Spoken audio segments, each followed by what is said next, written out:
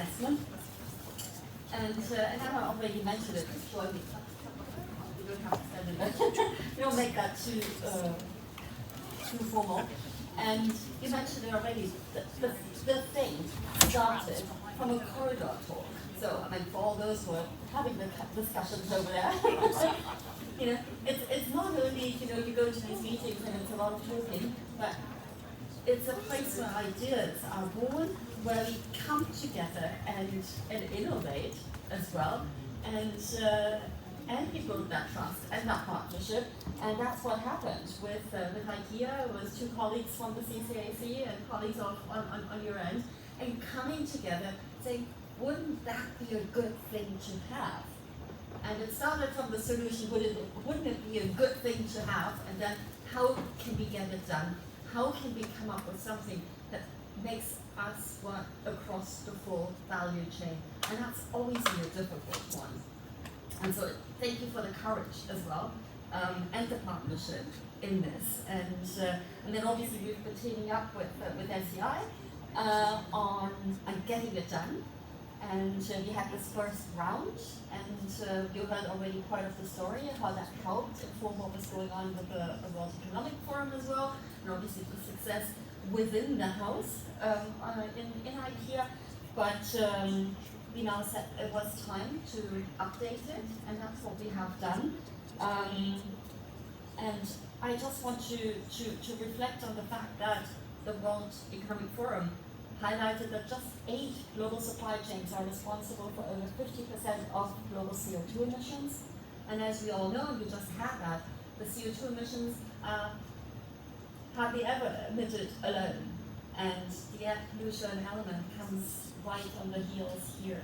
So I think it's really, really important to look into that, how we can tackle the co-emission here of those air pollutions that threaten health as well as food security. And I think we'll hear a little more about the 10 companies that have already gone down the path of applying, and how we can actually scale that further. I think that's really important. That's my hope that we get to that point. And with that, I hand over to Eleni to tell us a bit more about the guide. Thank you, guys. Eva, we don't have to do the slides if we come, and we can maybe save some time for that. Because I think that Anna and I are here today to tell a story about the guide that was developed with the Climate Engineering Coalition and the IKEA team. Maybe this is not the best of the outside. What was very interesting is that, and as you heard earlier from the previous speakers, we spoke about solutions, we spoke about the national level and the local level. And what we wanted to do was take all the experience that the CCAC has working on the national level and the local level and answer a very simple question. How can the private sector quantify air pollutant emissions in the same way that happens at the national and local level? How can this happen in an integrated way? And how can those two components, the public and the private sector, start speaking to each other? With the help and the funding of the CCAC and the IKEA team, we were able to develop the first guide for businesses that allowed companies to quantify air pollutant emissions. And what that did, there was a very milestone moment, because what it did, it allowed the companies to start creating inventories in a way that is extremely similar to how it happens at the national level. The IKEA team and the SEI team, we have worked together to develop what Anna mentioned earlier, the development of the first IKEA inventory for air pollutant emissions.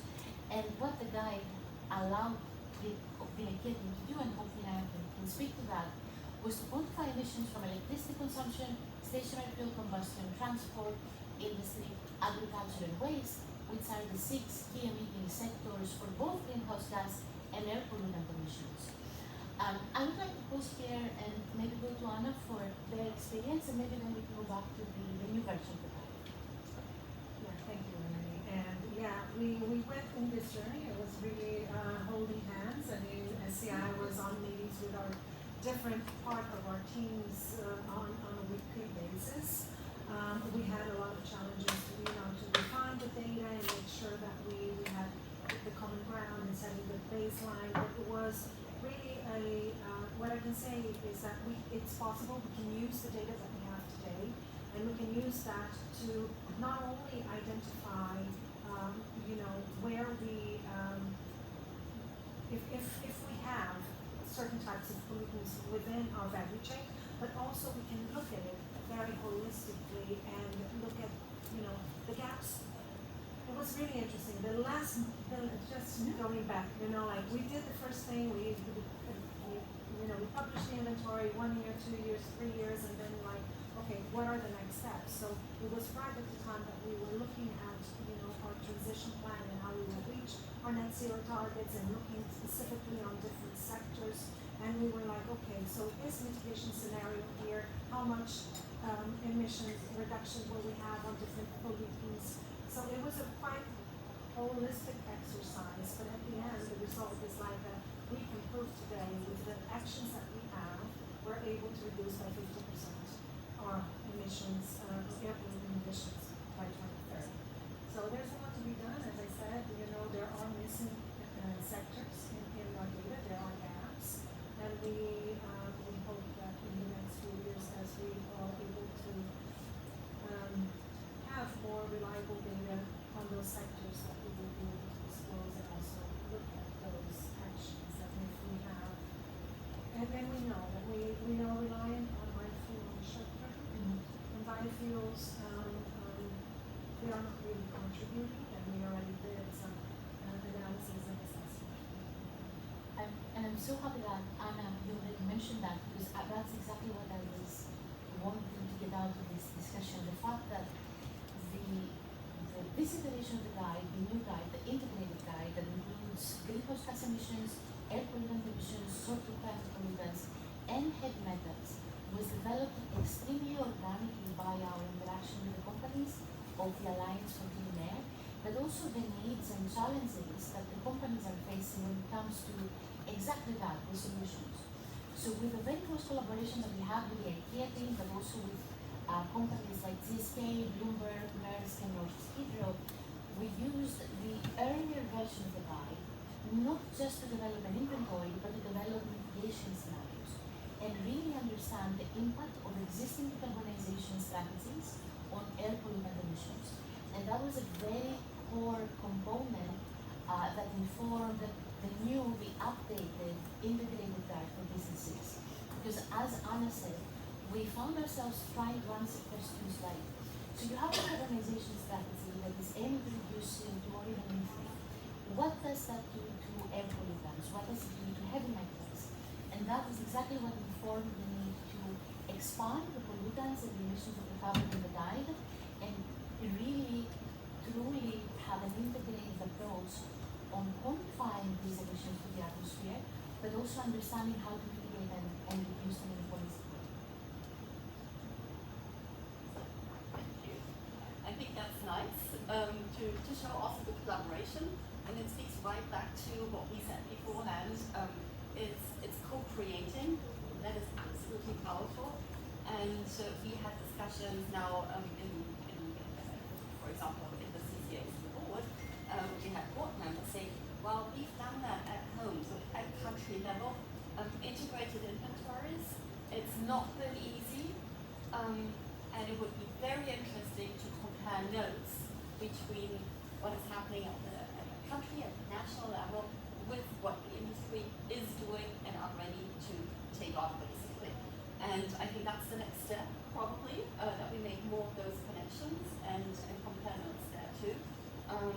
Not to say, you know, it's a voluntary piece, but it's very good.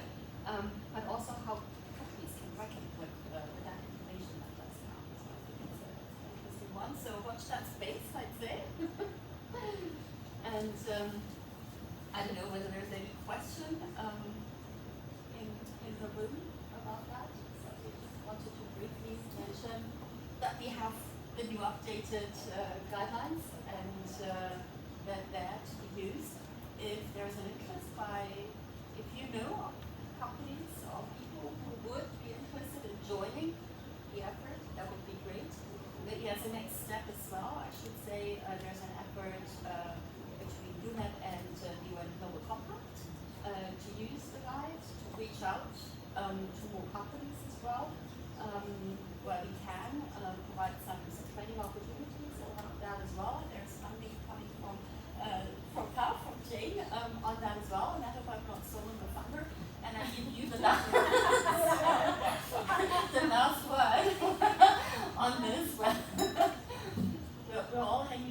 together.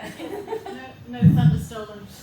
No, I'm just delighted of how far it's all come. IKEA, CCAC and the SEI were busy working on this guide as we were busy working with the World Economic Forum on getting this group of multinational companies together who wanted to do something on clean air. And so it was just a delightful coincidence to combine the two and have a group of companies from a lot of different sectors be able to be guinea pigs for the guide. And a lot of like-minded companies come together to create the I guess the standards and the ambition for what they could do working together, reporting, making it transparent and working on reduction projects. When I first set up the Clean Air Fund, I did a bit of investigation as to what corporates were doing on clean air, and literally the only thing that I could come up with was the Volkswagen Dieselgate scandal. So I think we've come quite a long way since then, and it's one of the first things that we invested in, first of all in India actually, with the Confederation of Indian Industry getting together chief executives for clean air, and then in the UK, and then in Poland, and then this multinational alliance. And even though it only remains at 21 businesses, which sounds like not very many, there are some of the biggest businesses in the world.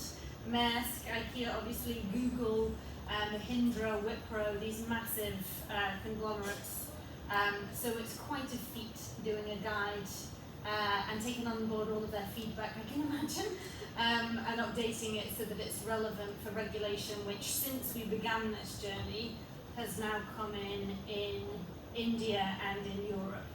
And we know that in Europe it's being thought of by the European Commissioner as the best practice methodology for complying with the Corporate Sustainability Reporting Directive. So well done, everyone. I think it deserves a big round of applause that you embarked on this in the first place.